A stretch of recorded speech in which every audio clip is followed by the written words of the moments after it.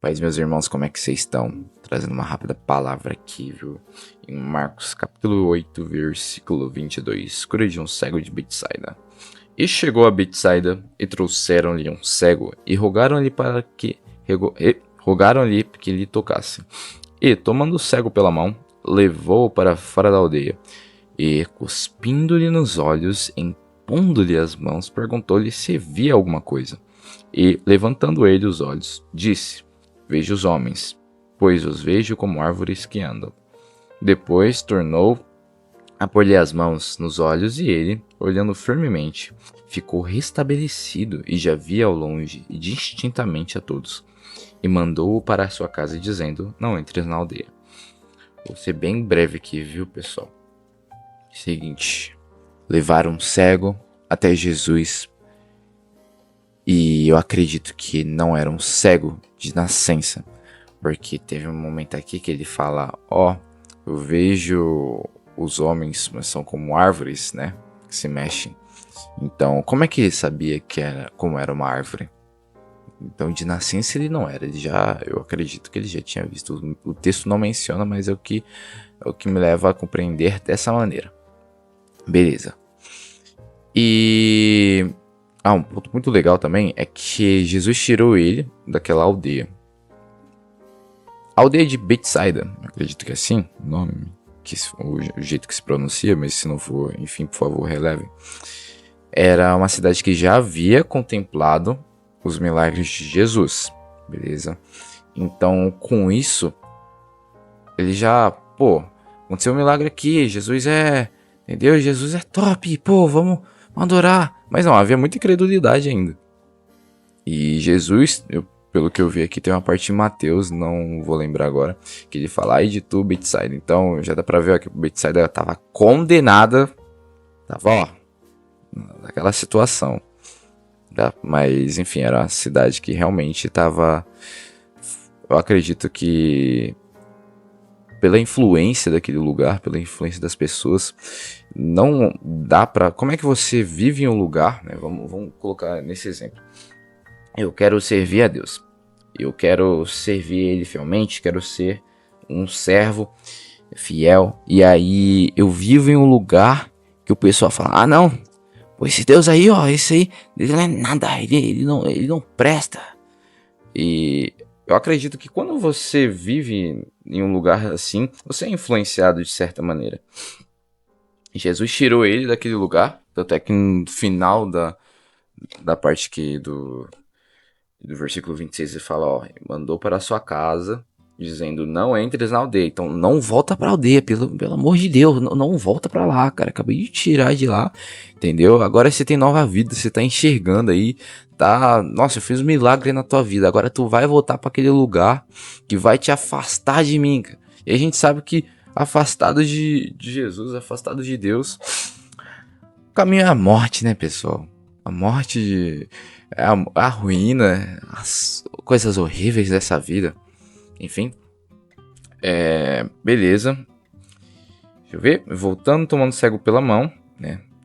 Uma coisa muito interessante, cara. Jesus, ele cospe, né? Ele usa o cuspe pra essa cura. E aí eu dei uma rápida pesquisada aqui. O que acontece? O cuspe, ele era visto... Tinham duas visões. Eu acho que a parte dos judeus e uma outra rapaziada daquela época via o cuspe como algo imoral, mas também tinha pessoas que via algo como algo terapêutico. Eu vi aqui que até mesmo médicos, né, faziam uso assim para quando a pessoa tava com BO no olho, na pele, aí eles falavam: seguinte, eu usava o cuspe lá. Então Jesus, ele usou dessa maneira que para alguns de forma impura, né? Tanto é que se você for, por exemplo, vamos lá, imagina que alguém agora passa um cuspe, algo do tipo, vamos ler aqui, para não cometer erro.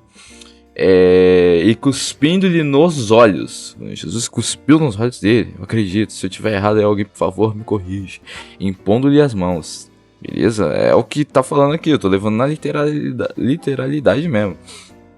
Imagina tu ver alguém e falar: eu vou curar você ali do lado. E aí você vê a pessoa cuspindo nos olhos dela e fala: que? Vamos ser bem sinceros, pessoal. Vamos ser bem sinceros. E eu vejo que a maneira de Deus agir, a maneira que Jesus, né, ele age, ele não segue um padrão, ele não tá nem aí pro padrão que tá estabelecido. Fala, ai, mas isso é imoral, né? Tipo assim, imagina, cara, tu sair da sua glória, sair da glória assim, e aí tu vai lá pra terra e tu vai ser, tu vira um sacrifício e tu passa por um momento, tu vai pra cruz, entendeu? E a cruz era um sinal de vergonha, cara. Então, para os homens, a cruz é um sinal de vergonha, né? Era um sinal de vergonha assim. E aí você, como Deus, aí você fala, não, eu vou lá, eu vou passar por essa vergonha aí, mas é em amor dos meus filhos. Então Jesus, mano, Jesus não tá nem aí com um padrão que é que é muitas das vezes seguido, né, pelas pessoas falando, ah, não, eu tenho que seguir esse padrão aqui da sociedade. Claro, não vai fazer algo fora da lei, né? Não vai matar, não vai roubar aí, falar, então vou sair do padrão, eu vou sair matando a galera, eu vou sair roubando por aí. Não é isso que eu tô falando, cara. Às vezes a gente busca muito agradar o homem, a gente busca muito agradar os outros e a gente esquece totalmente da gente mesmo, esquece o mais importante, esquece de Deus. E Deus é o Criador, né, cara? Jesus é Deus, eu creio nisso. E enfim, ele não ia ter esse nojinho, falar, não, pô, não vou cuspir não, mas nojinho, entendeu? Não, é impuro. Jesus foi lá e falou, ó, seguinte, cego, pá! Cuspe aí. E aí, quando aconteceu isso, o que aconteceu então? Cego, ele viu completamente? Ele não viu completamente. Ele tava vendo embaçado, tava tudo embaçado pro cego. Tudo embaçado aí. Aí, pô, Jesus não tinha poder então pra curar ele completamente, não? Jesus era incapaz de curar ele por completo? Jesus não tinha poder, que é isso? Aí imagina então se ele fizesse isso lá em Bethsaida, entendeu? Lá no meio do povo. Nossa, eu tenho certeza que o povo que era incrédulo já ia vir dessa maneira. Falando, Jesus ele falta poder nele. A primeira falha, entre aspas, é porque Jesus não falhou. Ele ensinou algo, né? Então, a primeira coisa que Jesus faz ali é mostrar que há um processo. E ele tem a maneira dele de trabalhar que a gente pode inúmeras vezes não compreender. Porque tá tudo nas mãos dele. Ele que manda e desmanda e por aí vai. E aí tem uma aplicação que eu fiz aqui que o cego ele viu parcialmente, né? Ele vê tudo nublado. Ele fala, eu vejo os homens, mas são como árvores que se mexem. E aí, então, o que a gente entende a partir daí? Vamos lá. Deu um branco aqui. Pronto, voltou. Ele via parcialmente, né? Ele via de forma embaçada, ele não via claramente antes.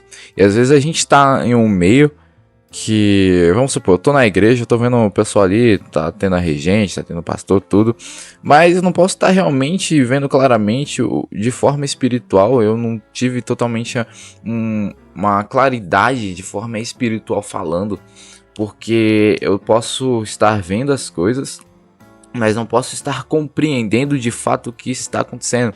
Eu posso, tipo assim, eu sei Jesus, mas ver ele de forma embaçada. E Jesus quer realmente clarear minha visão, ele quer me mostrar realmente o que de fato está acontecendo. Essa é uma parte muito legal também, cara. E eu quero estudar mais a fundo ainda, porque acredito que é cheio de mistérios que a gente pode buscar aí responder, né? Claro, com Deus nos iluminando. Enfim. E levantando os olhos, depois disso, o versículo 25, depois tomou a pôr-lhe as mãos nos olhos, e ele, olhando firmemente, ficou restabelecido e já via ao longe, distintamente a todos. Então, Jesus ele faz a obra por completo, mas para isso a gente deve permanecer, né, ser verdadeiro. É com ele que o cego falou, tô vendo dessa maneira aqui, não tá completo não. Ele foi sincero ali nas suas palavras, ele permaneceu junto a Jesus, e Jesus fez a obra por completo. Aí, pô, o que a gente pode fazer então? Que às vezes Jesus ele operou o milagre, só que ainda estamos no processo para que haja um término, haja a conclusão, o produto final. Bom, Primeiro, ter fé. Eu acredito que temos que ter fé. O cego ali ainda tinha fé porque Jesus primeiro... Pode ser uma questão de amadurecimento espiritual também. Enfim, e foi uma rápida leitura que eu fiz aqui. E eu vejo que Jesus tirou ele daquele meio, falou para ele não voltar, pra gente não voltar novamente a práticas.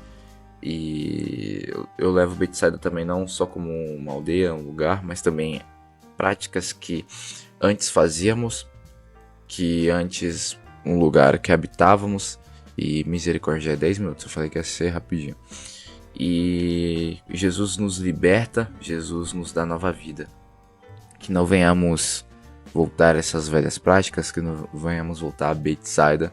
E cada um pode saber qual que é a Betsaida que existe em sua vida, beleza? Pessoal, 11 minutos já, misericórdia, já eu vou encerrando por aqui. Obrigado a todo mundo que ouviu aí.